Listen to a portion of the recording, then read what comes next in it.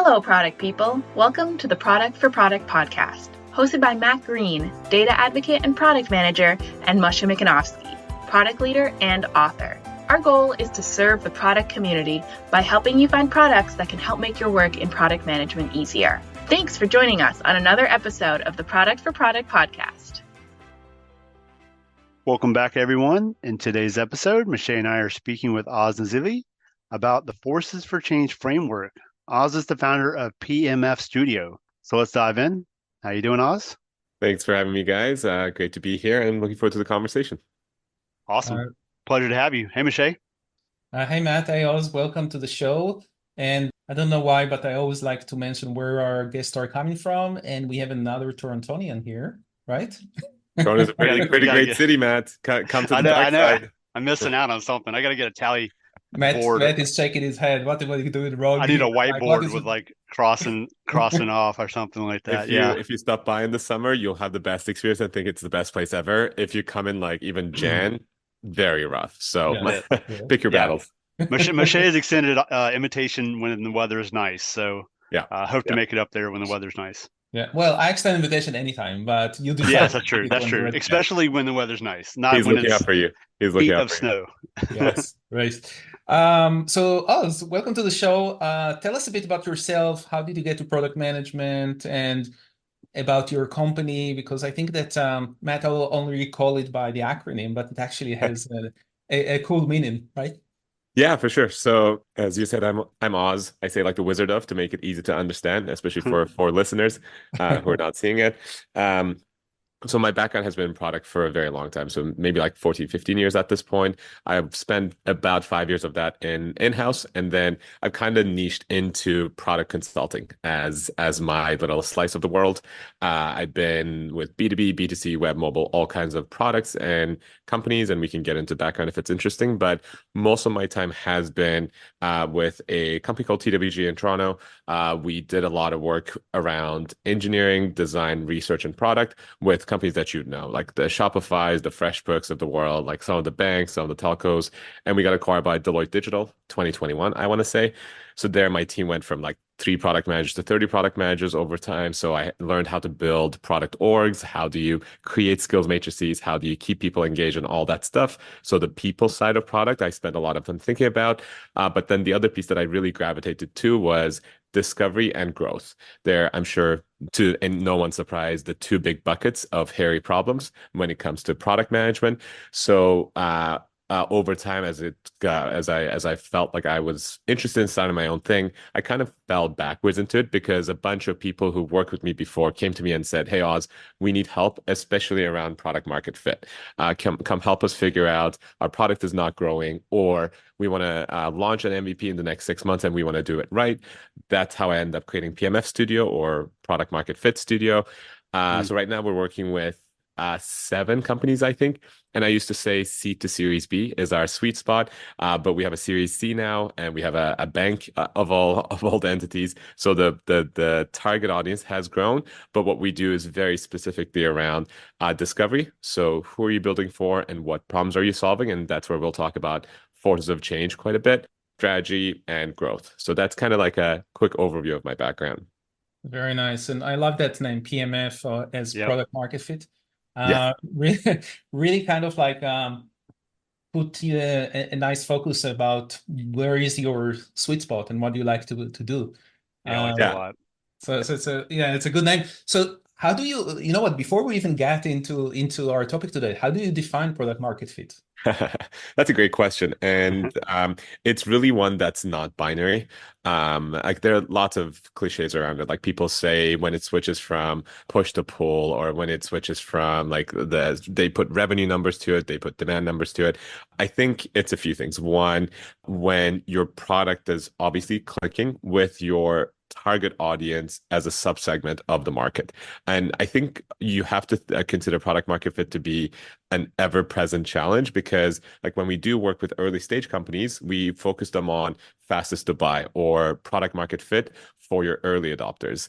That's usually not the mass market crossing the chasm type of audience. So you need to then find product market fit again with a broader audience, ones that maybe can pay more, ones that maybe will stick around for longer. But we think of product market fit as achieving the goals of your stage. Like pre-seed has its own goals, seed has its own goals, Series A has its own goals, and getting gradually, especially in this market where that cares about profitability more, getting to a sustainable place in a reliable manner. Mm-hmm. Interesting. Yeah, I you didn't mention and I'm interested. Maybe it doesn't really matter, but there was I can't remember the name of the guy that was talking about product market fit as how painful it's going to be for your users to not having the product. Yeah, measuring that. Is that something that you use also, or based on what you found in the industry, it's like it really changes, so it doesn't really matter? I think it's a good heuristic. I think it's a good question to ask if you're trying to get to the core of like a solution validation effort. I think for some of the stuff we're going to talk about around forces of change, that's more in the problem validation side. If you think of the two diamonds of discovery, on the solution validation side, I do think it is valuable to understand the relative pain that will be caused by your product not being there anymore. But I think that's valuable, but it's qualitative and people struggle. I spend a lot of time in research and people struggle projecting ahead. So I much prefer asking about past events, like when was the last time X happened and what did you do about it, more so than how would you feel if this product was gone. So that's probably one of the better questions because they can probably have like a little moment of panic if it's a real important product and can convey that. But I try and do like focus the research more so on the past. That's an interesting point, and I think like sometimes I'm trying not to get into these like sayings or this guy say this and this guy say that, because for some reason in product management there is a lot of this going on and people have polarizing opinions sometimes. And our idea here in the podcast is not to polarize but to educate, right? Yes. But it's interesting what you're saying about looking at the past versus looking at the future in that term. Nice. So let's maybe dive into forces for change. This is a framework that I've heard you recently talking about in another session, and I was really interested because I didn't really heard about it before, but then when I looked at it, I'm like, oh, that makes a lot of sense, and it's quite simple. So tell us first, what is it? Yeah, for sure. So that session was also for early stage founders, done by Founder Institute, and it was really focusing on how do you make sure that you're building something that people will want, right? Like one of the most common killers of a startup is founders fall in love with their solution and they don't spend enough time shaping the problem or focusing on a meaningful enough part of the problem to build a business around. So Force of Change, actually, you'll recognize the creators. Well, you won't recognize the creator's name, but you'll recognize his other creation. It's Bob Moesta's framework, and he's one of the co-creators of Jobs to Be Done. So like anyone in product, especially over the last few years, has probably heard about Jobs to Be Done. I got introduced to his content a little while ago. He has a book called Demand Side Sales that I usually recommend for product thinkers, especially if you're in the earlier stages, whether it's your first product and you're building your MVP, or you're thinking about a product portfolio expansion. So we do that work a lot too. Like when we work with a Series B or Series C company, it's obviously not about an MVP, but it's about expanding into a new market. So this framework applies there very effectively as well. But the whole point of this is, so Bob has done a lot of work, has gotten a lot of feedback from thinkers like Clayton Christensen and all that. And he focused his efforts around how do you think about the forces that affect an individual when they're thinking about making a change in their lives? So like a very simple example, let's say you want to buy a new condo. You think about like the various things that are at play. There is the push of the situation. Maybe like stuff's always breaking down in your place and you're very tired of dealing with that. So you want to take that pain out of your life. There's the pull of the new. So maybe you saw a beautiful condo, has a beautiful balcony, has whatever positioned greatly, very close to your work. You don't have to be out in the Toronto cold, and you can just walk to the office. So that's the pull of the new situation. But then there's the anxiety of the new. You don't know if that new property is going to have a bunch of stressors. Maybe the maintenance fees are just going to jump because it's a new condo and they don't know yet how to manage it properly. So there's an anxiety of what might come. And then finally, there's the habit of the now. Like in product management, when I especially do coaching or educating, one of the things I really say to new founders is your solution has to be 10x better than the current situation for someone to overcome their inertia, overcome their current habits, and make a change. 10x is obviously just a bit of a cliche, but it really gets to the core of habits are very powerful. Most people just want to keep doing what they're doing. They want the convenience of what they know. They are lazy, not in a bad way, but just like we don't have the brain power to, every time a new solution comes up, do a super detailed analysis. So we basically choose by default status quo. So Bob talks about these four forces: two in favor of change and two in favor of staying with the current, and models it out in a way that made a lot of sense to me. And I found it as a useful way for people to think about the environment in which they're building and what they may need to overcome, what they may need to be concerned with. And from an actual perspective, these are the types of questions you should be asking when you're doing discovery, so that you are not just pushing your solution, you're really pulling the right information from the target audience to be able to build the right features and right benefits into your product. So that's kind of the idea in a nutshell.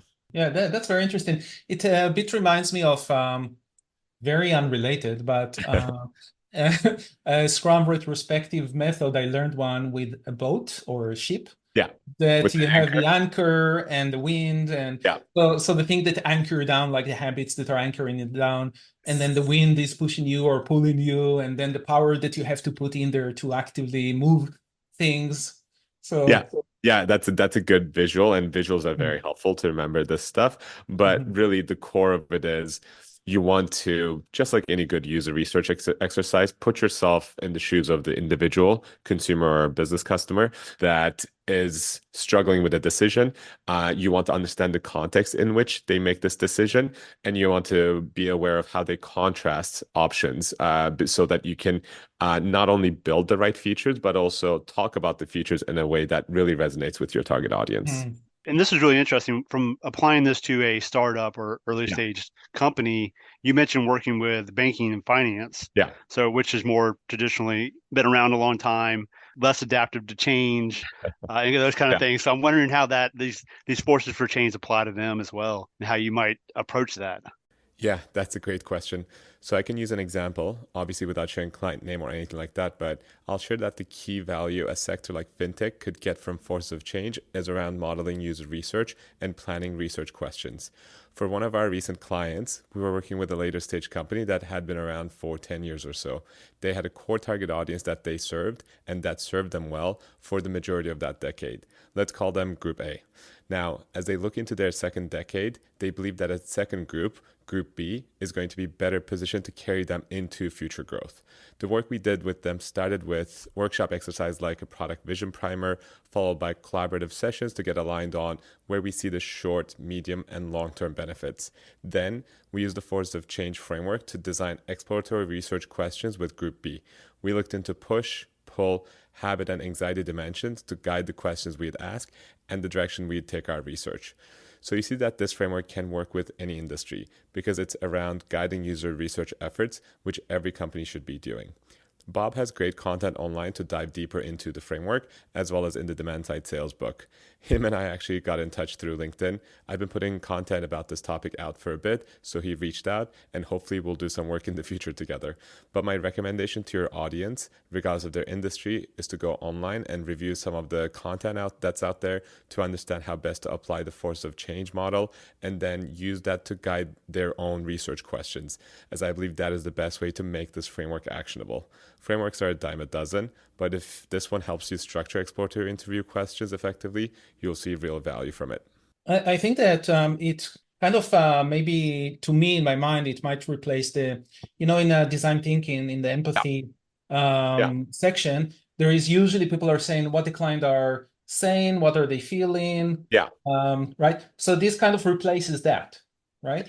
Yeah, I have lots of opinions on personas. One thing that I definitely don't like is purely demographic personas, like 18 to 34, lives in the suburbs, it's like Yeah. $54,000, whatever. Like that's not That's it. useful or actionable. So jobs to be done gets you maybe like a couple levels beyond that. The framework that you talked about with the empathy Ps, like what do they say, what do they do? There's a Mhm. good one that talks about anxieties, motivations, pains, and context. I like that as a way as well because it's kind of similar to forces of change, Yeah. but like context is one big bucket. What influences them is one big bucket, and then like actions and motivations is a big bucket. So all of these frameworks are dancing around the same same fire, which is like stop with your own assumptions.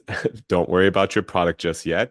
Really understand the problem because as we all know, some of the best companies that we all look up to now started out with very different forms of their solution. And like they've done like 6 iterations now, and you're better positioned to do that if you have a good understanding of the problem.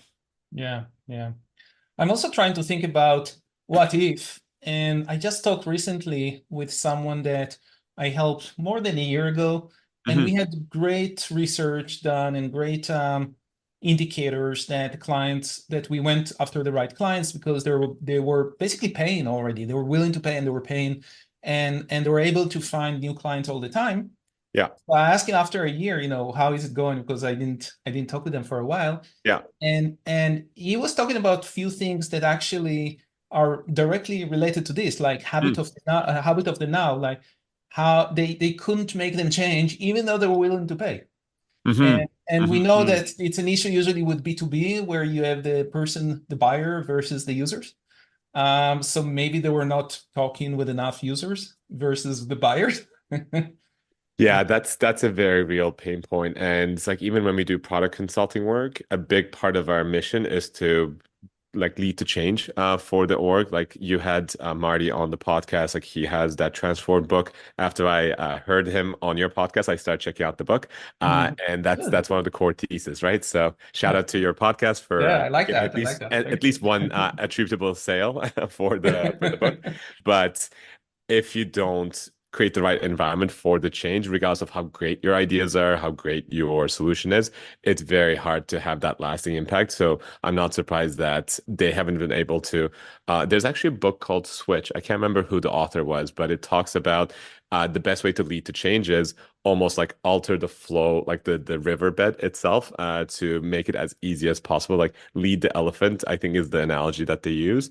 Yeah, Because if you we're creatures of habit, we're creatures of convenience. If you don't change the environment, it's very hard to change the behavior. yeah. And I would think also that this framework can give you a bit of thinking where else I need to dive into that I don't really know enough about these type of users and what they do and the clients and how they work.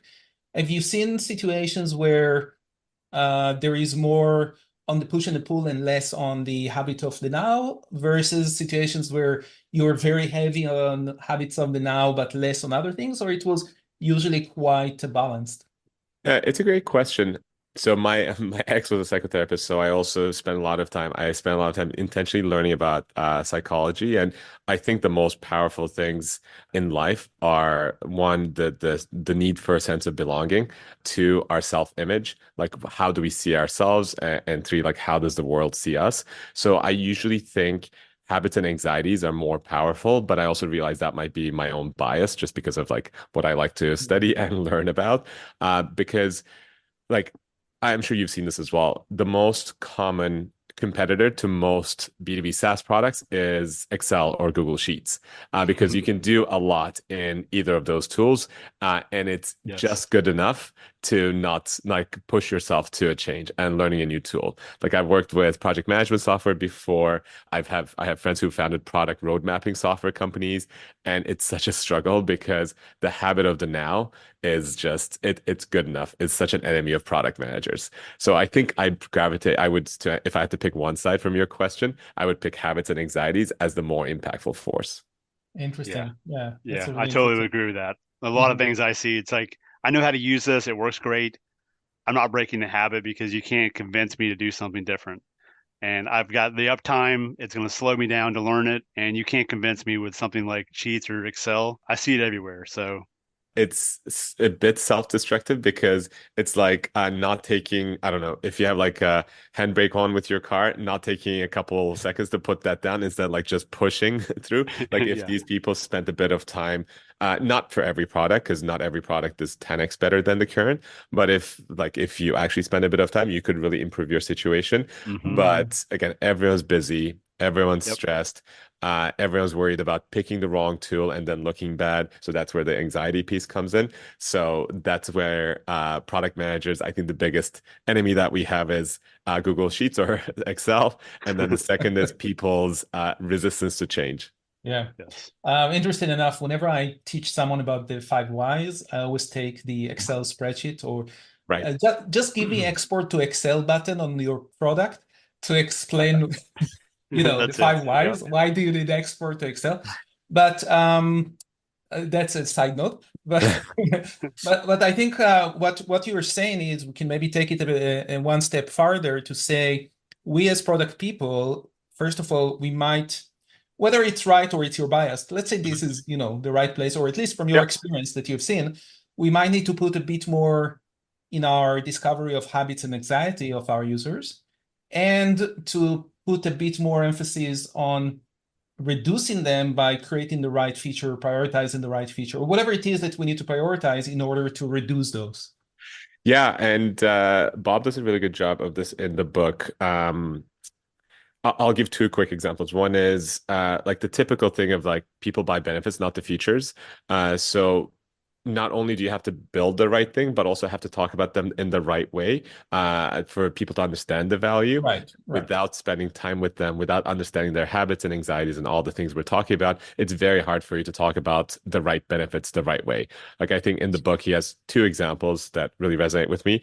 One is around the mattress that you have, and like talking about like the various like functional features of it, especially if, for example, you have an emotional attachment to your current mattress because it was with your ex, or like if like maybe it belonged to a family member that passed away, whatever it might be. So without knowing where people's heads are at, it's very hard to like talk to them about like be on the same side of the table as them if you talk about it in the negotiation terms. So I think prioritizing is one thing, but then the product marketing side really comes into play, talking about stuff the right way. And the second example there is like Bob talks about the Snickers bar versus some other candy. I can't remember what the candy is, but he talks about how they might both be in the candy aisle, but the Snickers job is really is being a meal replacement. Like when you're hungry, there's that very successful ad campaign. You're not yourself when you're hungry. So Snickers plays maybe in the context of like a shake or like a sandwich or something to kill the appetite for now, versus let's take like a Mars bar or a Twix or something, like whatever. It's a job to be done. That's a pure job to be done. Exactly. So that's where it ties really nicely into the jobs to be done concept as well. So I think it's just as important to talk about your benefits the right way as building the right features. Yeah. No, absolutely. What about the risk of creating new problems? That's another thing that I usually like to talk with some of my students about. When we create new products, we also have to make sure we're not creating new problems to people. And especially anxiety, like I bought an electric vehicle a few years ago. Yeah. And then I started having this anxiety of, a battery anxiety that I will get out the battery when I drive. I can tell you in 4 years, more than 4 years that I own the car, one time I got home with, I think, 2% in my battery. So it's not pleasant. It's definitely not pleasant. So the fear is real. Yeah. So how do we balance that? Because anxiety is one of those big things in there, but we sometimes, like you said, we're looking at the past, not so much at the future, and we need to see, are we creating new anxieties or new problems to our users? Yeah, that's a great question. One of the things that we often do with our clients is advocating for, I mean, again, I feel like I'm talking in some cliches today, but like releasing early and releasing often.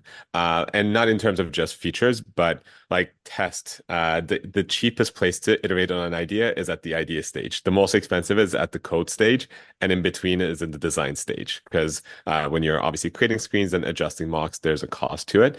But if you spend enough time in solution validation, you get to understand the anxieties of the people really well, and you avoid building them into the product. It's never going to be 100%, right? Like circumstances can change, markets can move, new security threats get unveiled, so there will always be some risk of anxiety. But the premise of this approach is that if you spend enough time understanding the anxieties the right way by using tools, by using interviews, by releasing the feature to a limited group, like feature gating, releasing to 10%, seeing how they behave, collecting feedback from them. I think awareness of the problem is the first step to solving the problem. So this framework is very designed towards making sure that you're de-risking by understanding the anxieties at every step. Yeah, yeah. And it actually leads me, I'm thinking in the back of my head, to an ongoing debate we have here on the podcast between Matt and I about the usage of AI and generative AI. And I think AI and generative AI created new problems as well. Yeah. Or new anxieties as well. There are the early adopters, there are the late adopters, like every product. Yeah. But to me, the main problem is trust, really.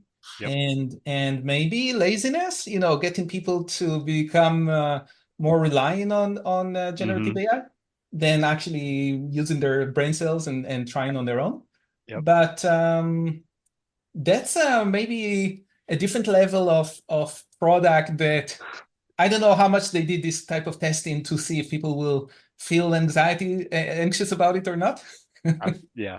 So they just said we need AI in the product, and that's what you get. So Well, it's such a funny time to be alive right now that like I was in South by Southwest, and obviously everything is AI there, and all angles of AI, the good, the bad, the ugly, the anxiety, the excitement. I think there are a few thoughts there. I think what I'm trying to observe as much as possible in this arena and listen to people who've been like AI. We feel like it's just having a moment, but like the serious researchers in it have been working in the space for like 20, 30 years. So this is not a new paradigm. There's a lot of thought leadership in the industry. I do believe that it's going to make bad actors more effective, just like scams, any kind of privacy issues, hacking, influencing the thinking with fake information. So I think that's a given. I do think it's here to stay. It's not a, and I think fewer people think this now, but when ChatGPT first came out, everyone was like, oh, this is just another NFT type technology that's just going to fade away. And I don't think that's going to be the case. No, it's very different. Yeah. But I do think it's going to make us more productive as a society. And I hope that it's similar to, and I'm not a historian at all, but like the Industrial Revolution brought about a huge change to humanity, and a bunch of jobs went away and a bunch more other jobs came on. I think most people will agree that we're better off having had the Industrial Revolution. I'm hoping AI is kind of like that. Like it's a set of tools that are going to be hopefully very useful. There's going to be the fluctuations and the anxieties, but hopefully we'll all be more productive. Like I don't know if you folks saw the demo of, I think it's called Devon.ai or something, that like fully developer in a box AI solution. And you just give it something to do. It opens like 4 windows, I think. It shows you its code environment. It opens up like a web browser, searches for things when he doesn't know what's going on. It shows you the commands that it's running. It shows you the output. Like it's literally, you just give it like a task of, I don't know, I need a new landing page or something like that, or something more complicated. And it's like the whole ecosystem is in a little box for you to see. And obviously, like there are implications of employment and all that stuff, but think about how many more people will be able to create now that they have access to things that were cost prohibitive before. Same as servers, right? Like servers used to have you need to have a farm of service to be able to produce anything of value. Now it's like pay per use, a few cents a minute kind of online solution. So I tend to be more the glass half full kind of human, but I'm hoping AI is going to have more of that type of impact on our society. Yeah. No, Yep. I agree with you. I'm just a late adopter. That's all. I'm winning him over slowly but surely. So I'm Yeah, working Matt, on what's Yes, that. your I did try Yeah, one of those products last week, and I you sent did. You Matt did. a little video that I made, and he was like, "Oh, It wow, was you came to nice. our Very side nice. of Yep. Matt, it." what's the technology in AI that excites you the most right now? Yeah, well, text to video, Okay. AI generated video. I Yeah. love the idea of video, and we actually spoke with a recent guest coming up with product vision using Yeah. AI, and so that's something she had done, and I think it was just a great application. The power of written word and then be able to put it into images and Yeah. being able to tell a story, and that's where I see the power of AI being an Right. assistant. There are a lot of risks, a lot of concerns, privacy concerns, as you just mentioned, Yeah. but I see it as a valuable assistant is like a collaborator. I want to almost call it a collaborator. It's Right. Mhm. it's someone you're working alongside with, and that's kind of Right. how I see it. And that could Right. be text to video, that could be text to image. And as a product manager, that can come down to helping with documentation. But to Moshe's point, you don't want to become lazy because of it. You want to Yeah. continue to think about the problem, think about the strategy, think about these things. And that's where I've mentioned it before. Like as a PM, you can write things down, you can come up with your own ideas where AI comes into it. It says, okay, I looked at your ideas and this is what I Yeah. think. And it adds its insight into it because it has a endless depth of knowledge. And Yeah. so Yeah. that's where I see it going. But Yeah. yeah, text to video is like where I'm at these days. Yeah, I think that the pure text side of things, like the GPTs, etc., that we have today, like I'm sure you feel the same way. It's very obvious if you were to just give it and say, like, write me a product brief or write me whatever the features or user stories of like it's not at the level where you can go live without an editor. So that's where Hmm. I think that I see the same thing as you, Matt, the collaboration piece. Yep. But if I was to also like project out a couple of years, like even like let's say 5 years, I think it will evolve beyond an assistant, but hopefully at that point, it's allowing the humans to be doing way more of the creative or the Right. interesting work to take away some of the grunt pieces on the video side as well. Like obviously the new announcements from OpenAI, just insane. Yeah. But That's it. I also get like we're all in the tech scene, so we're Overly scared. I don't know excited. the Yeah. average human like how they must be feeling. Like my friends who are more tech adverse, Yes. they're not as excited as we are about the potential. Our AI overlords are coming for Yeah. us. Yeah. In that case, Yep. please let the record state on this podcast that I love AI, and if Yes. you ever take over the world, please be nice Yes. to me. Refer to this episode. I love that. I love that. No, that's very cool. Just maybe I have one more question, maybe about Yeah.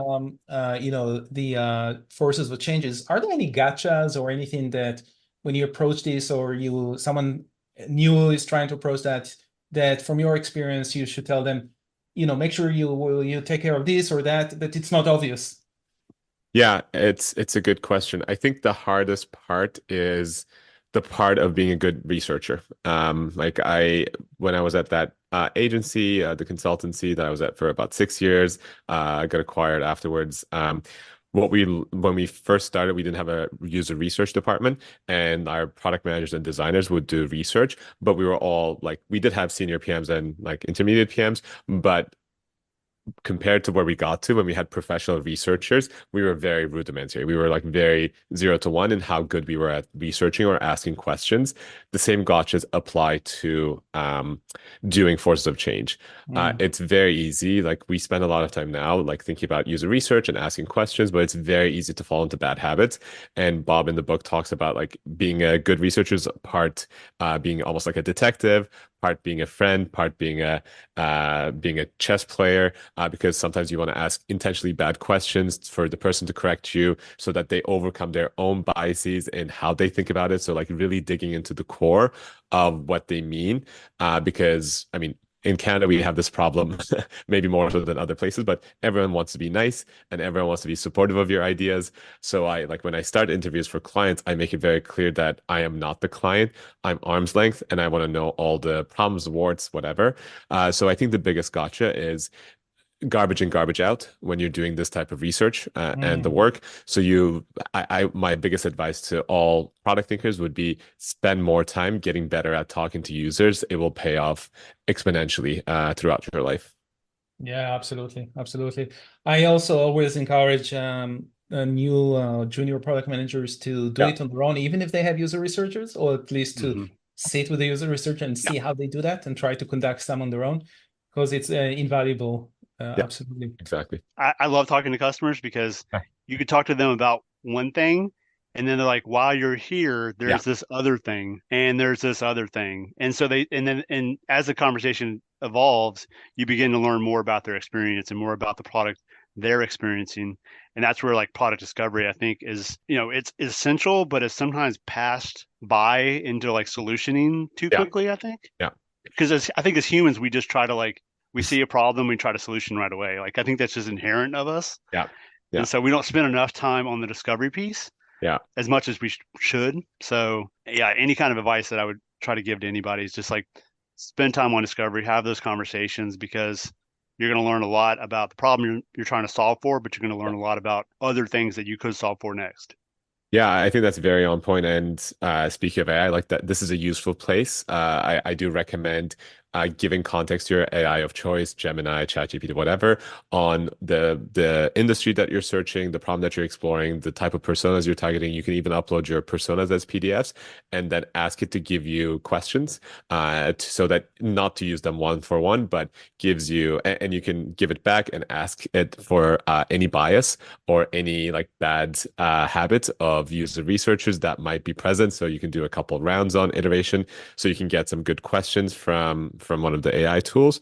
But my recommendation always is to take it to the first round with at least just like couple people to trial the questions themselves, because Matt, to your point, as soon as the questions even I create hit real world, the conversations go in unpredictable ways and I learn new stuff, and therefore I want to add questions to my list, so I iterate on the questions themselves. So my recommendation always is do what you're doing, Matt, do the discovery, but let the conversation run more fluidly and use that to inform your next set of interviews. And treat it like a product, like anything in life. Yep. That's right. Exactly. That's where the AI says. That's where the AI collaborator is next to you, going, okay, I'm going to take all this stuff down and adjust your questions accordingly in real time, or something like that. So yeah, that's it. Cool. Yeah, absolutely. Tell us a bit more before we wrap up about PMF Studio and what makes you unique. If you want other people to reach out to you and see what's special about the PMF Studio. Yeah, for sure. I mean, the advantage that we have is it's a group of very senior people who've done design, research, product, marketing, and engineering a lot of times before. Like when we put together a project team, it's like 10 plus years of experience on the projects. And we like to just take on the projects that we would do a good job in around like product discovery, strategy, and growth. And then we can bring in like all the other disciplines that I mentioned if we need to put together more cross-functional pod. But we say that if you're trying to make sure that you're building the right product, or you're not growing the way that you want to, like that's a common challenge, especially over the last couple of years, just reach out to me on LinkedIn or just Oz, like the Wizard of. That part is not in the email. Oz at pmfstudio.com or just Oz Nazilli on LinkedIn. And I'm also happy to just have a chat. Like I really love, I do investments myself. I do coaching of like senior product folks, like CPOs, etc. myself. I also just like talking about products. So if unsure, just reach out and hopefully we can chat. Awesome. Amazing. I don't have any other questions. What about you, Matt? No, I'm all set. This is a great conversation. It's been a pleasure having you on, and I love learning this stuff and thinking more about product discovery. And anytime I get to talk AI, I'm happy. So we always get into our discussion at the end of the day. It's always in a discussion. It was a state of product, I think, in our if we compare the episodes before ChatGPT went live to after ChatGPT went live, it's like completely different discussions. Right. All roads lead to AI. I see. But no, thanks so much for having me on, guys, and love the podcast. Thanks for your time. Awesome. Thank you so much. We appreciate that. We love the love, and we love that you share the love. So that's always awesome. Awesome. Yep. Thank you. Thank you, Oz. Thank you, Moshe. Thank you to all the listeners, and we'll talk to everybody next time. Take care. Thank you to all the listeners. We really appreciate the feedback and support. Please leave us a review to help others find the show on Apple or Spotify or anywhere else you're listening to the show.